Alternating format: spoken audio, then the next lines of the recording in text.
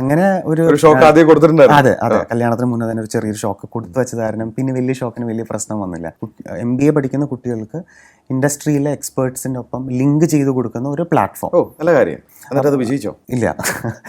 പക്ഷെ ഇതിലൊരു ബുദ്ധിമുട്ട് പിന്നെ എനിക്ക് മനസ്സിലായത്, ഒരു 25 വയസ്സിലുള്ള ടാർഗറ്റ് ആൾക്കാർ കുട്ടികൾ വരികയാണെന്നുണ്ടെങ്കിൽ അവരെ സംബന്ധിച്ചിടത്തോളം പൈസ ഇല്ല, അവർക്ക് ഒരു ഡിസ്പോസിബിൾ ഇൻകം ഇല്ല, അവർക്ക് ആശയമുണ്ട് 6 പാക്ക് വേണം, നല്ല സുന്ദരി ആവണം, പക്ഷെ പൈസ ഇല്ല. അങ്ങനെ ഇരിക്കുമ്പോഴാണ് ഞാനൊരു ആർട്ടിക്കിൾ വായിക്കുന്നത്. ഹായ്, ഞാൻ Shameem Rafeeq, corporate trainer, business coach. സ്പാർക്കുള്ള ഒരു പുതിയ എഡിഷനിലേക്ക് സ്വാഗതം. സംരംഭകനാവുക, ഒരു ഓൺട്രപ്രണർ ആവുക എന്നുള്ളത് ചിലരുടെയൊക്കെ സ്വപ്നമാണ്. ജോലി ചെയ്തുകൊണ്ടിരിക്കുമ്പോൾ തന്നെ ഒരു സംരംഭം തുടങ്ങാൻ ആഗ്രഹിക്കുക, പിന്നീട് പല പല സംരംഭങ്ങൾ ചെയ്യുക, അവസാനം അദ്ദേഹത്തിൻ്റെ കർമ്മമേഖല ഏതാണെന്ന് തിരിച്ചറിയുക, അതിലേക്ക് എത്തിയ ഒരു യുവ സംരംഭകനെയാണ് സ്പാർക്ക് എന്ന് പരിചയപ്പെടുത്തുന്നത്. എൻ്റെ കൂടെ ഇന്ന് അതിഥിയായി എത്തിയത് ശ്രീ രാജീവ് അമ്പാട്ട്. രാജീവ്, സ്വാഗതം സ്പാർക്കിലേക്ക്. രാജീവിൻ്റെ സ്വദേശം എവിടെയാണ്? എറണാകുളം തന്നെയാണ്. എറണാകുളത്താണ് ജനിച്ചതും വളർന്നതൊക്കെ. പഠിച്ചതൊക്കെ ഇവിടെയാണോ? അതെ, ഇവിടെ പഠിച്ചത് ആംഗ്ലോ ഇന്ത്യൻ സ്കൂൾ, പിന്നെ സെൻറ്റ് ആൽബർട്ട്സിലാണ് പഠിച്ചത് സ്കൂളിംഗ് കഴിഞ്ഞത്. അത് കഴിഞ്ഞത് പിന്നെ എഞ്ചിനീയറിംഗ് പഠിച്ചു. പാലക്കാടാണ് പഠിച്ചത്, NSS കോളേജ് ഓഫ് എഞ്ചിനീയറിംഗിലെ ഇലക്ട്രോണിക്സ് ആയിരുന്നു പഠിച്ചത്. അതെ. അത് കഴിഞ്ഞ് സംരംഭകനാവാൻ പോയോ അതോ നേരിട്ട്? ഇല്ല. അത് കഴിഞ്ഞ ഉടനെ തന്നെ ജോലിക്ക് ജോയിൻ ചെയ്യുക ചെയ്തത്. ഹൈദരാബാദ് GE എന്ന് പറഞ്ഞ കമ്പനിയിൽ. നല്ലൊരു കമ്പനിയിലാണ്. അതെ, ബ്രേക്ക് ത്രൂ. അതെ, നല്ല സാലറി ഒക്കെ ആയിട്ട് നല്ല ജോലി. അതെ, അത്യാവശ്യം. അങ്ങനെ ഹൈദരാബാദാണ് ജോലി ചെയ്തിരുന്നത്. 2.5 കൊല്ലത്തോളം ടെക്നോളജി ആയിരുന്നു, IT ടെക്നോളജിയിലായിരുന്നു ജോലി ചെയ്തുകൊണ്ടിരുന്നത്. അവിടെ അത് കഴിഞ്ഞ് വേറെ ജോലി മാറിയോ അതോ അവിടെ തന്നെ മാറി? അവിടുന്ന് ഞാൻ HP എന്ന് പറഞ്ഞ കമ്പനിയിലേക്ക് ഹൈദരാബാദിൽ നിന്ന് ബാംഗ്ലൂർക്ക് മാറി. എല്ലാം നല്ല ബ്രാൻഡുകളായിരുന്നു. GE, HP അല്ലേ? എഞ്ചിനീയറിംഗ് കഴിഞ്ഞ് ഇലക്ട്രോണിക്സ് കഴിഞ്ഞ്. സോ HP കഴിഞ്ഞ് എത്ര വർഷം ജോലി ചെയ്തു HP യിൽ? ഒരു വർഷത്തോളം ജോലി ചെയ്തു. അത് ജോലി ചെയ്തുകൊണ്ടിരിക്കുന്ന സമയത്താണ് സാമ്പത്തിക മാന്ദ്യം, ലീമാൻ ക്രൈസിസ് ഒക്കെ 2008 ആഗോള പ്രതിസന്ധി. അതെ. പക്ഷെ അത് നിങ്ങളെ HP ബാധിച്ചോ? HP ചെറിയ രീതിയിൽ ബാധിച്ചിട്ടുണ്ടാവും, എൻ്റെ ജോലിയെ എന്തായാലും ബാധിച്ചില്ല. പക്ഷെ എനിക്ക് എന്ത് കിട്ടിയാലും കുറച്ച് വായിച്ചു നോക്കുന്നത്, അതിൻ്റെ പുറകെ കുറച്ച് റിസർച്ച് ചെയ്യുന്ന സ്വഭാവമൊക്കെ ഉള്ള കൂട്ടത്തിലാണ്. പുസ്തക പുഴുവാണ്. അതെ. അപ്പോൾ അത് അങ്ങനെ ഫൈനാൻസ് ഈ ടേംസും കാര്യങ്ങളൊക്കെ വായിച്ച് അതിനോടൊരു ഇൻട്രസ്റ്റ് തോന്നി. അപ്പൊ അങ്ങനെ അതിന്റെ പുറകെ പോയി അതൊന്ന് പഠിച്ചാൽ കൊള്ളാലോ. ഈ ലോകത്ത് സാമ്പത്തിക മാന്ദ്യം വന്ന് എന്തുകൊണ്ട് പൊട്ടി? ഫിനാൻസ് കാരണമാണല്ലോ.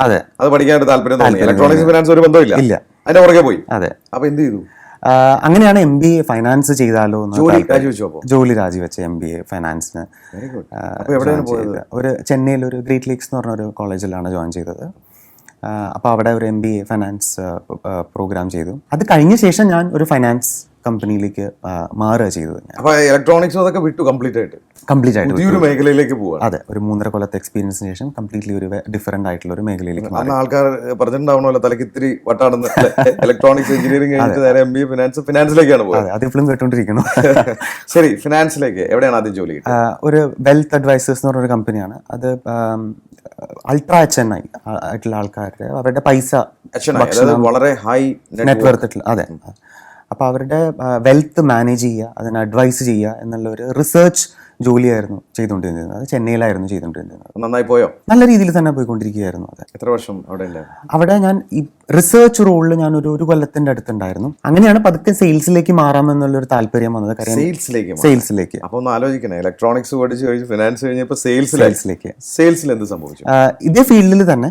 അപ്പോൾ എൻ്റെ ഒപ്പമുള്ള കൊളീഗ്സും എൻ്റെ ബോസ് ഒക്കെ പറഞ്ഞു സെയിൽസ് ആയിരിക്കും രാജീവിന് കുറച്ചുകൂടെ നല്ലത്, അങ്ങനെ സെയിൽസിലേക്ക് മാറാമെന്ന് പറഞ്ഞിട്ട് സെയിം ഇത് തന്നെ സെയിൽസിലേക്കായി. പക്ഷെ എൻ്റെ ജോലി പൈസ മാനേജ് ചെയ്യുക മാത്രമല്ല, ഇതുമാതിരി പുതിയ ആൾക്കാരെ HNIസിനെയും ഇതുമാതിരിയുള്ള ബിസിനസ് നടത്തുന്ന സംരംഭകരെയൊക്കെ പോയി കണ്ട് അവരെ സംസാരിച്ച് അവരുടെ പൈസ എങ്ങനെ മാനേജ് ചെയ്യണമെന്ന് ഹെൽപ്പ് ചെയ്യുക. അങ്ങനെ ഞാൻ ചെന്നൈയിൽ നിന്ന് ബാംഗ്ലൂർക്ക് മാറി. അപ്പോൾ എന്ത് സംഭവിച്ചു അവിടെ? എൻ്റെ ജോലി എന്ന് പറയുന്നത്, ഒരു കമ്പനി ഇപ്പോൾ എന്തെങ്കിലും പൈസ ഒരു വെഞ്ചർ ക്യാപിറ്റലിൽ നിന്ന് റേസ് ചെയ്തിട്ടുണ്ടെന്നുണ്ടെങ്കിൽ ആ പൈസ എങ്ങനെ മാനേജ് ചെയ്യണം, എവിടെ ഇൻവെസ്റ്റ് ചെയ്യണം. ഇപ്പോൾ ഒരു 10 കോടി ഒരു കമ്പനി ഒരു ഇൻവെസ്റ്ററിൽ നിന്ന് കിട്ടിയിട്ടുണ്ട്. അതെ, ചെന്നൈ ബാംഗ്ലൂരിൽ ഒരുവിധം വലിയ ക്ലയൻസ്, ഫ്ലിപ്കാർട്ട്, മിൻട്ര, അങ്ങനെ വലിയ ലാർജ് ആയിട്ടുള്ള ക്ലയൻസ്. അപ്പോൾ ആ റേസ് ചെയ്തിരുന്ന പൈസ ക്യാപിറ്റൽ ഒരു ദിവസം കൊണ്ട് സ്പെൻഡ് ചെയ്യില്ലല്ലോ, ഒരു 2 കൊല്ലം 3 കൊല്ലം. അപ്പോൾ അതിനുള്ളിൽ എങ്ങനെ ടാക്സ് ബെനിഫിഷ്യലായ രീതിയിൽ അത് എങ്ങനെ മാനേജ് ചെയ്യാം എന്നുള്ളതിനെ അഡ്വൈസ് ചെയ്യാം. അപ്പോൾ അതിൻ്റെ ഒരു സെയിൽസിലായിരുന്നു എൻ്റെ ജോലി. അപ്പൊ ഈ സംരംഭകരെയൊക്കെ കാണുമ്പോൾ ഒരു മോഹം ഉദിച്ചോ? അതെ അതെ അതെ. എന്ത് സംഭവിച്ചു?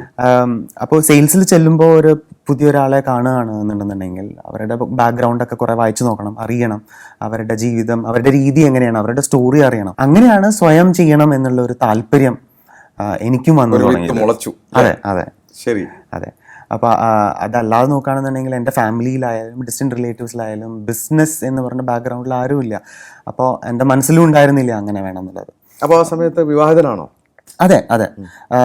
2013 ആണ് കല്യാണം കഴിഞ്ഞത്. ഡിസംബർ 2013 അവസാനത്തോടു കൂടി കല്യാണം കഴിഞ്ഞു. അപ്പൊ ജോലിയുണ്ട്, നല്ല ഒരു അതെ അതെ സോഷ്യൽ സ്റ്റേറ്റസിലൊക്കെ നിൽക്കണം.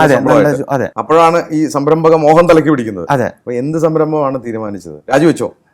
ഇല്ല. അപ്പോൾ ഞാൻ കല്യാണത്തിന് മുന്നേ തന്നെ ആക്ച്വലി ഇത് ചെയ്യണമെന്നുള്ളൊരു ആഗ്രഹം ഉണ്ടായിരുന്നു. അപ്പം വൈഫിൻ്റെ അടുത്ത് ഞാൻ പറഞ്ഞിട്ടുണ്ടായിരുന്നു അധികം താമസിയാതെ ജോലി രാജിവെക്കുന്നതായിരിക്കും. അങ്ങനെ ഒരു ഷോക്ക് ആദ്യം കൊടുത്തിട്ടുണ്ടായിരുന്നു. അതെ അതെ. കല്യാണത്തിന് മുന്നേ തന്നെ ഒരു ചെറിയൊരു ഷോക്ക് കൊടുത്തു വെച്ചത് കാരണം പിന്നെ വലിയ ഷോക്കിന് വലിയ പ്രശ്നം വന്നില്ല.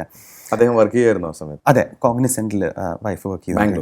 ബാംഗ്ലൂരാണ്. അതെ. ജോലി റിസൈൻ ചെയ്തു. കല്യാണം കഴിഞ്ഞ് 1 കൊല്ലത്തിനുള്ളിൽ തന്നെ ജോലി റിസൈൻ ചെയ്തു. അപ്പോൾ ആദ്യം ഞാൻ ഒരു സംരംഭകൻ എന്നുള്ള രീതിയിൽ കൊണ്ടുവന്നത് ഒരു എഡ്യൂക്കേഷണൽ പ്ലാറ്റ്ഫോം ആയിരുന്നു. MBA പഠിക്കുന്ന കുട്ടികൾക്ക് ഇൻഡസ്ട്രിയിലെ എക്സ്പേർട്സിൻ്റെ ഒപ്പം ലിങ്ക് ചെയ്ത് കൊടുക്കുന്ന ഒരു പ്ലാറ്റ്ഫോം. ഓ, നല്ല കാര്യം. അതായത് ഇൻഡസ്ട്രിയിലെ ഏതെങ്കിലും എക്സ്പേർട്സ് വന്ന് MBA പഠിക്കുന്ന ഒരു വിദ്യാർത്ഥിക്ക് ഇൻഡസ്ട്രിയൽ എക്സ്പീരിയൻസും അറിവ് പകർന്നു കൊടുക്കുന്ന ഒരു പ്ലാറ്റ്ഫോം. അതൊരു ഓൺലൈൻ പ്ലാറ്റ്ഫോം ആയിരുന്നു. അതെ. അപ്പോൾ അത് താങ്കൾ തന്നെ ഉണ്ടാക്കി? അതെ. താങ്കൾക്ക് IT എക്സ്പേർട്ട് ആണല്ലോ? അതെ അതെ അതെ. വലിയ ചിലവില്ലാതെ ഉണ്ടാക്കിയിട്ടുണ്ടാവും. അതെ. ഓക്കെ. എന്നിട്ട് അത് വിജയിച്ചോ? ഇല്ല. അപ്പോൾ അതിൽ ചെയ്യുന്നത് ഇൻഡസ്ട്രി എക്സ്പേർട്സിൻ്റെ അടുത്ത് വന്നിട്ട് ഈ കുട്ടികളെ ഒരു കൊല്ലത്തിനുള്ളിൽ ഇൻഡസ്ട്രി റെഡിയാക്കി എടുക്കുക എന്നുള്ളതാണ്. അപ്പോൾ നല്ലൊരു റെസ്പോൺസ് ഉണ്ടായിരുന്നു ഇൻഡസ്ട്രി എക്സ്പേർട്സിനെ സംബന്ധിച്ചിടത്തോളം. പക്ഷേ സ്റ്റുഡൻസിന് അവർക്ക് ഇതിൻ്റെ വാല്യൂ മനസ്സിലാക്കാൻ പറ്റിയില്ല. അപ്പോൾ അതൊരു B2C, ഒരു ബിസിനസ് ടു കസ്റ്റമർ എന്നുള്ള രീതിയിലുള്ള ഒരു പ്ലാറ്റ്ഫോം ആയിരുന്നു. അപ്പോൾ അത് വിജയിച്ചില്ല. കാരണം പിള്ളേർക്ക് പഠിക്കണമെന്ന് ആഗ്രഹമില്ല, ഇൻഡസ്ട്രിയൽ എക്സ്പേർട്സ് പഠിപ്പിക്കാൻ തയ്യാറാണ്. അപ്പോൾ ആദ്യത്തെ പരാജയമാണത്. അതെ. അപ്പോൾ അതെന്ത് ചെയ്തു? അതിനെ ചെറിയ രീതിയിലൊന്ന് വ്യത്യാസപ്പെടുത്തി അതിനെ B2Cയിൽ നിന്ന് ഒരു B2Bയിലേക്ക് ബിസിനസ് ആക്കി. അതെ അതെ. അപ്പോൾ വിദ്യാർത്ഥിക്ക് പകരം കോളേജസിൻ്റെ അടുത്ത് ചെന്നു. അത് നല്ല മോഡലാണ്. അതെ. ഇൻഡസ്ട്രിയൽ എക്സ്പേർട്സുകളെ ഞാൻ കണക്ട് ചെയ്ത് തരാം, നിങ്ങൾ വിദ്യാർത്ഥികളെ കൊണ്ടു തന്നാൽ മതി. അതെ. അതെന്ത് സംഭവിച്ചു? ഇതൊരു സിലബസിലില്ലല്ലോ, യൂണിവേഴ്സിറ്റി സിലബസിൻ്റെ ഒരു ഭാഗമല്ല. ഇത് ചെയ്തതുകൊണ്ട് കുട്ടികൾക്ക് മാർക്കും കിട്ടാൻ പോകുന്നില്ല. അപ്പോൾ ഇത് കോളേജിന് നല്ല താല്പര്യമുണ്ട്, ഇൻഡസ്ട്രി എക്സ്പേർട്സിനും താല്പര്യമുണ്ട്, പക്ഷെ കുട്ടികൾക്ക് സെയിം സ്റ്റോറി, താല്പര്യമില്ല. അവരുടെ താല്പര്യമില്ല. അപ്പോൾ അതും ചീറ്റി. എന്ത് ചെയ്തു പിന്നെ? അത് ചീറ്റി നിൽക്കുന്ന സമയത്താണ് എനിക്ക് ഡിപ്രഷൻ അടിച്ചു എന്നുള്ളൊരു സംശയമായ. രാവിലെ എണീറ്റ് കഴിഞ്ഞാൽ ഭയങ്കര അസിഡിറ്റി ഫോം ആവുക, ഉറക്കമില്ലായ്മ, ടെൻഷൻ. കാര്യം ഒരു 10-20 ലക്ഷത്തിൻ്റെ അടുത്ത് പൊടിച്ചു ഈ കഴിഞ്ഞൊരു 1.5 കൊല്ലത്തിൽ എല്ലാം പോയി. അതെ. അങ്ങനെ ഇരിക്കുമ്പോഴാണ് ഞാനൊരു ആർട്ടിക്കിൾ വായിക്കുന്നത്, ജിം എക്സസൈസ് ഒക്കെ ചെയ്ത് കഴിഞ്ഞിട്ടുണ്ടെന്നുണ്ടെങ്കിൽ അത് ഡിപ്രഷനെ ഹെൽപ്പ് ചെയ്യും, ഹെൽത്ത് ഇമ്പ്രൂവ് ചെയ്യാം, ഫിസിക്കലി മെൻ്റലി നമുക്ക് എങ്ങനെ ഫീൽ ചെയ്യുന്നത് ഇമ്പ്രൂവ് ചെയ്യാന്നുള്ളത്. അങ്ങനെയാണ് ഒരു ജിമ്മിൽ ഞാൻ പോയി ജോയിൻ ചെയ്ത് എക്സസൈസ് ഒക്കെ ചെയ്ത് തുടങ്ങുന്നത്. അപ്പോഴാണ് ഞാനൊരു സുഹൃത്തിനായിട്ട് സംസാരിച്ചുകൊണ്ടിരിക്കുമ്പോൾ പറഞ്ഞത്, കുട്ടികൾ പൈസ എന്തായാലും ജോലി കിട്ടാൻ വേണ്ടിയിട്ട് പൈസ റെഡി ആവാൻ വേണ്ടിയിട്ട് പൈസ ചിലവഴിക്കില്ല. അപ്പോൾ പറഞ്ഞ അങ്ങനെയാണെങ്കിൽ പഞ്ചാര അടിക്കാനുള്ളൊരു പ്ലാറ്റ്ഫോം ഉണ്ടാക്കിയാലോ എന്ന് വെച്ചിട്ട് അതിൻ്റെ ഒരു ചെറിയൊരു വകഭേദം. പക്ഷെ ഞാനൊരു ഹെൽത്ത് ആംഗിൾ കൊണ്ടുവന്നു. ഇൻഡസ്ട്രി എക്സ്പേർട്സിനെ എല്ലാം മാറ്റി ഞാനൊരു ഫിറ്റ്നസ് എക്സ്പേർട്സിനെ കൊണ്ടുവന്ന് യൂസ് ചെയ്യണം. അതെ. അതായത് നമ്മുടെ ഇൻഡസ്ട്രിയൽ എക്സ്പേർട്ട് അങ്ങോട്ട് മാറി ഫിറ്റ്നസ് എക്സ്പേർട്ട് വരുന്നു, ചെറുപ്പക്കാർക്ക് ആരോഗ്യം ഉണ്ടാക്കി കൊടുക്കും. അതെ. 6 പാക്ക് ആപ്സ് മസിൽസ് എല്ലാവർക്കും ആഗ്രഹമാണ്. അതെ. അപ്പോൾ 6 പാക്ക് നല്ല രീതിയിൽ കാണാൻ നല്ല ഭംഗി ഉണ്ടാവും. ആ രീതിയിലുള്ള ഒരു ടാർഗറ്റ് കസ്റ്റമർ എന്ന് പറയുന്നത് യുവാക്കളാണ്. അതെ. പക്ഷെ അതിനിടയിൽ രസകരമായ സംഭവം, ഒരു ന്യൂസ് കിട്ടി, വൈഫ് പ്രഗ്നന്റ് ആണ് എന്നുള്ളൊരു ന്യൂസ് അതിനിടയിൽ കിട്ടി. അപ്പോൾ ജോലി ഇതെല്ലാം വിട്ട് ജോലിക്ക് നാച്ചുറലി കാരണം ഇതൊരു റിസ്കിയുള്ള പരിപാടിയാണ്. ഭാര്യക്ക് പിന്നെ വർക്ക് ചെയ്യാൻ പറ്റിയില്ലെങ്കിൽ അതെ. അപ്പൊ എന്ത് ചെയ്തു? ജോലിക്ക് അപ്ലൈ ചെയ്തു ഞാൻ. ആക്ച്വലി വേറൊരു ജോലി വേണ്ടെന്ന് വെച്ച് ജോലിക്ക് അപ്ലൈ ചെയ്തു. HSBC ബാങ്കിൽ. അതെ. വളരെ നല്ലൊരു ജോലി, ലക്ഷങ്ങൾ ശമ്പളം ഉണ്ടായിരുന്ന ഒരു ജോലി. ലണ്ടൻ ആൻഡ് ബാംഗ്ലൂർ ആയിട്ട് 2 ഭാഗങ്ങളായിട്ട് ഫിനാൻസ് തന്നെയായിരുന്നു. ജോലി കിട്ടി 1 മാസത്തിനുള്ളിൽ ജോയിൻ ചെയ്യാൻ പറഞ്ഞു. ജോയിൻ ചെയ്യാൻ വേണ്ടി ഇരിക്കുമ്പോഴാണ് വീണ്ടും മനസ്സിലൊരു സംശയം, ഇതെടുക്കണോ വേണ്ടയോ. അപ്പോഴാണ് വൈഫ് പറയുന്നത്, ഇനി ഇതിന് റിപ്പൻഡ് ചെയ്യാൻ പറ്റില്ല. തിരിച്ചു വന്ന് ജോലി എടുത്തു കഴിഞ്ഞാൽ ഒരു ചാൻസ് കൊടുത്തിരുന്നെങ്കിൽ ചിലപ്പോൾ പറ്റിയേനെ എന്ന് തോന്നിയിട്ടുണ്ടെങ്കിൽ ഒന്നും ചെയ്യാൻ പറ്റില്ല. തൽക്കാലത്തേക്ക് എൻ്റെ കുറച്ച് സ്വർണ്ണമൊക്കെ ഉണ്ട്, നമുക്ക് മാനേജ് ചെയ്യാം. പ്രഗ്നൻസിയൊക്കെ എങ്ങനെയെങ്കിലും മാനേജ് ചെയ്യാം. ഒരു പ്രാവശ്യം കൂടി ട്രൈ ചെയ്യണമെന്നുണ്ടെങ്കിൽ അത് ട്രൈ ചെയ്യൂ എന്നുള്ളത്. രാജീവിന് സ്വാതന്ത്ര്യം തന്നു അദ്ദേഹം. അതെ, എക്സലന്റ്. അതെ, അതെ. ഒരു വലിയ ഒരു മോറൽ സപ്പോർട്ടായിരുന്നു അത്. അതെ, അതെ, വളരെയധികം, വളരെയധികം. അങ്ങനെ അത് വേണ്ടാന്ന് വെച്ചു. ലക്ഷങ്ങൾ വേണ്ടെന്ന് വെച്ചു. ജനിക്കാൻ പോവാണ്. അതെ, റിസ്കിയാണ്. ശരി.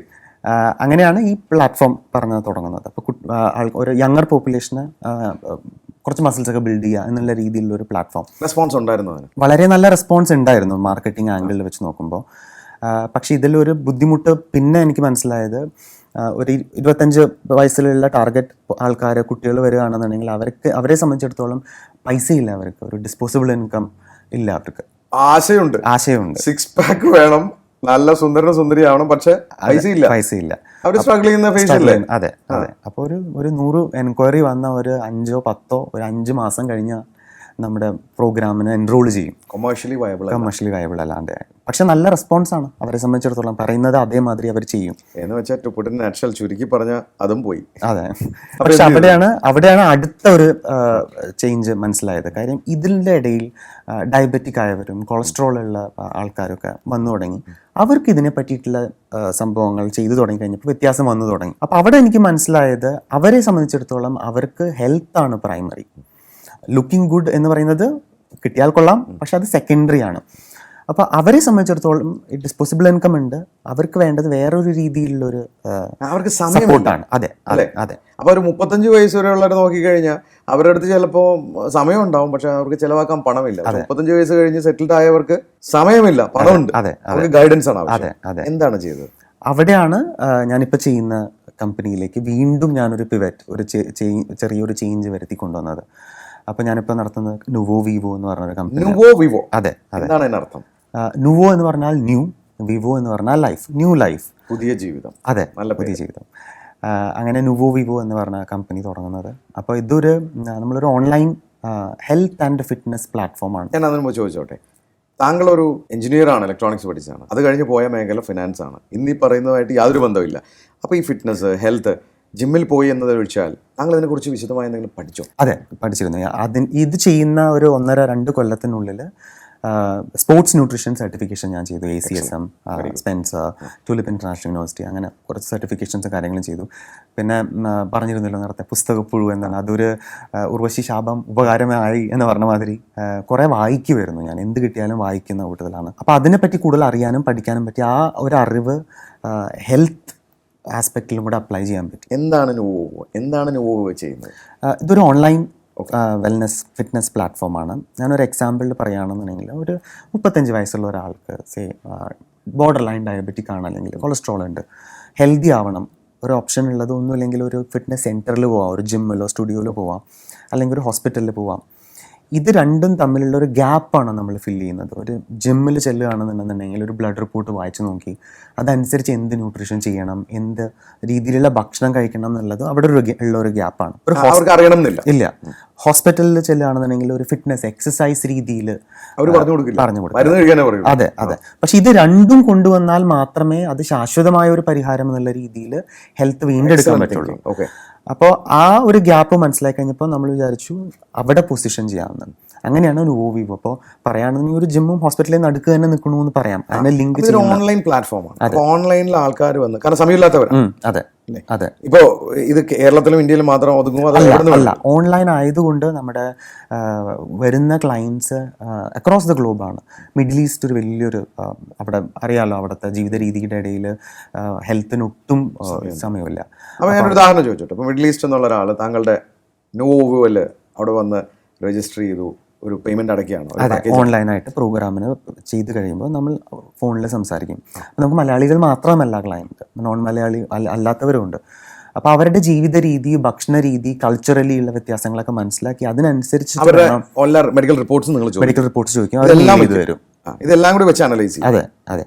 എന്നിട്ട് എന്ത് ചെയ്യും?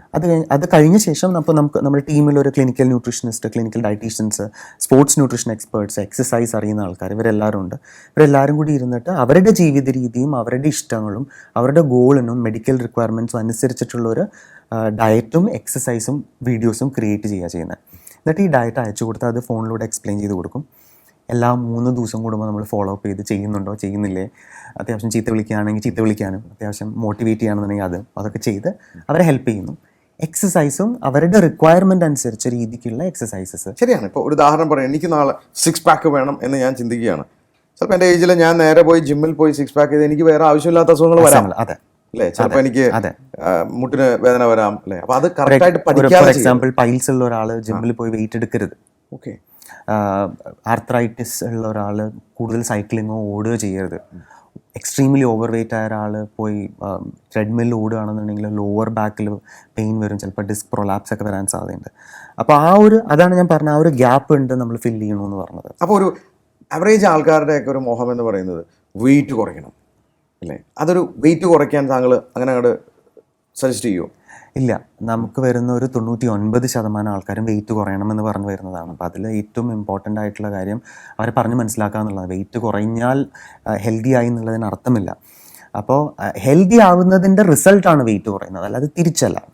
അപ്പോൾ അതിന് വേണ്ടിയിട്ട് ചില നല്ല രീതിയിൽ കാര്യങ്ങൾ ചെയ്യേണ്ടതുണ്ട്. അപ്പോൾ അത് പറഞ്ഞ് മനസ്സിലാക്കി കൊടുക്കുക. അതിനുശേഷം അതിന് ആ രീതിയിൽ ഗൈഡ് ചെയ്യുക, ഫോളോ അപ്പ് ചെയ്യുക, ഹെൽപ്പ് ചെയ്യുക എന്നുള്ളതാണ്. ഈ പ്ലാറ്റ്ഫോം അങ്ങനെ കുറേ പരാജയങ്ങൾക്ക് ശേഷം ഉണ്ടായതാണ്. ഇത് വിജയിച്ചു അല്ലേ? തരക്കേടില്ലാത്ത രീതിയിൽ പോകുന്നു, റെസ്പോൺസ് ഉണ്ട്. അതെ. അതിന് വളരെ ക്രിയേറ്റീവായിട്ട് എന്താണ് ഡിഫറെൻ്റ് ആയിട്ട് ഈ ആൾക്കാരിലേക്ക് മാർക്കറ്റ് ചെയ്യാൻ എന്താണ് രാജീവ് ചെയ്തത്? മാർക്കറ്റിംഗ് ഞാൻ ഇതുവരെ ചെയ്തിരിക്കുന്ന മാർക്കറ്റിംഗ് ആക്ച്വലി ഒരു കാര്യം മാത്രമുള്ളൂ. എല്ലാ ദിവസവും എന്തെങ്കിലും ഒരു ഉപയോഗപ്രദമായ എന്തെങ്കിലും ഒരു ടിപ്സ് വളരെ ലളിതമായ രീതിയിൽ എഴുതി, എനിക്കൊരു വാട്സാപ്പ് ബ്രോഡ്കാസ്റ്റ് ഗ്രൂപ്പുകളുണ്ട്. അതിൽ ആൾക്കാർ ജോയിൻ ചെയ്യും, ഫേസ്ബുക്ക് പേജ് വഴി ആൾക്കാർ ജോയിൻ ചെയ്യും, അതിൽ പോസ്റ്റ് ചെയ്യും. അപ്പോൾ ഇത് വായിച്ചു നോക്കുമ്പോൾ ഇത് കുറേ ജനറലി അപ്ലൈ ചെയ്യാവുന്ന ടിപ്സാണ്. ഫോർ എക്സാമ്പിൾ, നമ്മൾ പുറത്ത് പോയി വാങ്ങിക്കുന്ന എന്ത് ഭക്ഷണ പാക്കറ്റ് എടുത്തിട്ടുണ്ടെന്നുണ്ടെങ്കിലും തിരിച്ചു നോക്കി അതിൽ പ്രൈസ് വായിക്കും, എക്സ്പയറി വായിക്കും. പക്ഷെ എത്ര പേർക്ക് അതിൽ ഇൻഗ്രീഡിയൻസ് വായിച്ചിട്ട് അതിൽ നിന്ന് സെൻസ് നല്ലതാണോ, കുട്ടികൾക്ക് വരെ നമ്മൾ വാങ്ങിച്ചു കൊടുക്കുന്നതാണ്. അപ്പോൾ അതിനെ പറ്റിയിട്ട് അങ്ങനെ ചെറിയ ചെറിയ ലളിതമായ രീതിയിലുള്ള ടിപ്സ് കൊടുക്കാൻ തുടങ്ങി. ഇത് കണ്ടിട്ട് ആൾക്കാർ ഇൻട്രസ്റ്റഡ് ആയി. അങ്ങനെയാണ് ഇപ്പോൾ നമുക്കുള്ള ഒരു മാർക്കറ്റിംഗ് എന്നുള്ള രീതിയിൽ. അതൊരു ഭീകരമായ മാർക്കറ്റിംഗ് അഡ്വർടൈസിംഗ് ഒന്നും ചെയ്തിട്ടില്ല, പക്ഷെ നല്ല റെസ്പോൺസ് വരുന്നുണ്ട്, കസ്റ്റമർ ബേസ് കൂടുന്നുണ്ട്. അതെ അതെ അതെ. നല്ല ഫീഡ്ബാക്കുകൾ ലഭിക്കുന്നുണ്ടോ എന്തെങ്കിലും? അതെ. ഇത് പറഞ്ഞപ്പോൾ എനിക്ക് ഓർമ്മ വന്നത്, കഴിഞ്ഞ ആഴ്ച എനിക്കൊരു രാവിലെ ഒരു 7-7:30 ആയപ്പോൾ ഒരു കോള് വരികയാണ്. രാജീവ് അല്ലേ, ഞാൻ ഇന്ന വ്യക്തിയുടെ വൈഫാണ്, അദ്ദേഹത്തിന് HbA1c ബ്ലഡ് ഷുഗർ വളരെ ഹൈ ആയിരുന്നു, ഒരു 10.5 ആ റേഞ്ചിലായിരുന്നു. അത് ഒരു 4 മാസം കഴിഞ്ഞപ്പോൾ ബ്ലഡ് ഷുഗർ ഭയങ്കരമായിട്ട് അത് കുറഞ്ഞിരിക്കുന്നു. എനിക്കൊന്ന് നിങ്ങളെ ഒന്ന് വീട്ടിൽ വന്നൊന്ന് കണ്ടു ഒന്ന് താങ്ക് യു പറയണമെന്നുണ്ട്, വന്നോട്ടെ എന്ന് ചോദിച്ചു. അപ്പോൾ അത് ഭയങ്കര ഒരു സന്തോഷമുള്ള ഒരു കാര്യമാണ്. പൈസ ഉണ്ടാക്കണം എന്നൊക്കെ ഉദ്ദേശിച്ചിട്ട് തന്നെയാണ് ഞാൻ ഒരു സംരംഭകം എന്നുള്ള രീതിയിൽ, ഒരു ഓൺട്രപ്രണർ എന്നുള്ള രീതിയിൽ വന്നതെങ്കിലും ഈ ഒരു ഫീൽഡിൽ എത്തിക്കഴിഞ്ഞപ്പോൾ ഇതിൻ്റെ ഒരു സോഷ്യൽ വാല്യൂവും കൂടെ മനസ്സിലായി. കാര്യം ഫ്രണ്ട്സ് ഫോർ ലൈഫാണ് അത് കഴിഞ്ഞ് കിട്ടുന്നത്. അപ്പോൾ ഒരു ജീവിതത്തിൻ്റെ വലിയൊരു വ്യത്യാസം തന്നെ കൊണ്ടുവരാമെന്നുള്ളത് അത് ഞാൻ ഭയങ്കരമായിട്ട് എൻജോയ് ചെയ്യുന്നുണ്ട്. ഇപ്പോൾ മനുഷ്യൻ വെൽത്തിൻ്റെ പുറകെയാണ്. എന്താണ് അവരുടെ അഡ്വൈസ്? വെൽത്തിൻ്റെ പുറകെ നടന്ന് ഹെൽത്തിനെ മാറ്റി വെക്കും. അത് കഴിഞ്ഞ് ഈ ഉണ്ടാക്കിയ വെൽത്ത് മുഴുവൻ ഈ ഹെൽത്തിന് വേണ്ടിയിട്ട് അവസാന കാലത്ത് സ്പെൻഡ് ചെയ്യും. ഇതാണ് പൊതുവെ ആൾക്കാരെല്ലാവരും ചെയ്ത് വരുന്നത്. പക്ഷേ വളരെ ചെറിയ വ്യത്യാസങ്ങൾ കൺസിസ്റ്റൻ്റ് ആയിട്ട് വരുത്തുകയാണെന്നുണ്ടെങ്കിൽ ഒരു ലോങ് ടേമിൽ ഭക്ഷണ ഡിഫറൻസ് അല്ലേ? ഭക്ഷണ ക്രമീകരണം, ചെറിയ വ്യായാമങ്ങൾ, അസുഖങ്ങൾ അവോയ്ഡ് ചെയ്യാൻ പറ്റും നമുക്ക്. അതെ അതെ. പക്ഷെ ഇതിൽ ഏറ്റവും വലിയൊരു പോയിന്റ് എന്ന് പറയുന്നത് ഭക്ഷണ ക്രമീകരണം എന്ന് പറയുന്നത് എന്താണെന്ന് പലർക്കും അറിഞ്ഞുകൂടാ. എന്ത് കഴിച്ചാൽ അത് എന്ത് അളവിൽ അധികമായ അമൃതും വിഷം, ഹെൽത്തി ആവുമെന്ന് പറയുന്ന ഭക്ഷണം ആവശ്യത്തിൽ കൂടുതൽ കഴിച്ചാലും അൺഹെൽത്തിയാണ്.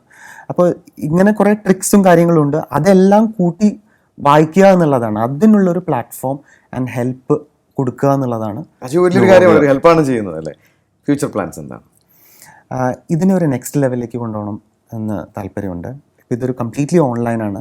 ഇതിനൊരു ഫിറ്റ്നസ് ഹോസ്പിറ്റൽ, അതായത് ഇപ്പോൾ ഒരു ഹോസ്പിറ്റൽ വന്നു കഴിഞ്ഞാൽ മരുന്ന് കൊടുക്കുന്നു, ഒരു 6 മാസം ഒരു 10 മാസം കഴിഞ്ഞ ശേഷം നമുക്ക് വീണ്ടും ബ്ലഡ് ചെക്ക് ചെയ്യാം എങ്ങനെയുണ്ട് എന്നുള്ളത്. അവിടെ നിൽക്കുകയാണ് ഒരു hospital with a gym and a yoga centre. ഇത് രണ്ടും ഈക്വലി ഇമ്പോർട്ടൻ്റ് ആണ്. ഡയബറ്റിക് ആയ ഒരാൾ അല്ലെങ്കിൽ കൊളസ്ട്രോൾ ഉള്ള ഒരാൾ വരികയാണെന്നുണ്ടെങ്കിൽ മരുന്ന് തൽക്കാലത്തേക്ക് കഴിക്കുന്നു, എക്സസൈസും ഒപ്പം ചെയ്യുന്നു. ഇത് രണ്ടും ഹെൽപ്പ് ചെയ്യുന്ന ഒരു സെൻറ്റർ. അതാണ് സ്വപ്നം. അതാണ് അതിലേക്ക് പോയിക്കൊണ്ടിരിക്കുകയാണ്. അതെ. ഒരു ഇലക്ട്രോണിക് എഞ്ചിനീയർ ആയിരുന്നു, നല്ല സാലറി കിട്ടി, GHPയിൽ വർക്ക് ചെയ്ത് അത് വേണ്ടാന്ന് വെച്ചു. അതിനേക്കാളും നല്ല ഫിനാൻസ് ജോബ് കിട്ടി, HSBC പോലെ ലണ്ടനിൽ പോയി വരെ വർക്ക് ചെയ്യാനുള്ള ഓപ്ഷൻ അത് കളഞ്ഞു. സംരംഭകനായി, അടികിട്ടി, പരാജയപ്പെട്ടു. അതേ പ്ലാറ്റ്ഫോം തന്നെ വീണ്ടും വീണ്ടും യൂസ് ചെയ്ത് കറക്റ്റ് ചെയ്ത് അവസാന സമൂഹത്തിന് നന്മയുള്ള ഒരു പ്രോഡക്റ്റ് വന്നപ്പോൾ ക്ലിക്കായി. അതാണ് സംഭവം. ഫാമിലി ഇപ്പോൾ ഹാപ്പിയാണ്. ഫാമിലി ഹാപ്പിയാണ്. ഇപ്പോൾ വൈഫ് എന്നെ ഇതിൽ ഒപ്പം ഹെൽപ്പ് ചെയ്തിട്ടുണ്ടായിരുന്നു, സോഷ്യൽ മീഡിയ കാര്യങ്ങളും എൻഗേജ്മെൻറ്റ് കാര്യങ്ങളൊക്കെ ക്രിയേറ്റ് ചെയ്യാൻ വേണ്ടിയിട്ട്. ഇപ്പോൾ രണ്ടാമത്തെ ഒരു മോൻ ആയിട്ടുണ്ട്. അപ്പോൾ സ്വസ്ഥം സുഖകരം, ഫാമിലി ഈസ് ഹാപ്പി. നിങ്ങൾ കേട്ടു രാജീവ് എന്ന് പറയുന്ന യുവ സംരംഭകന്റെ കഥ.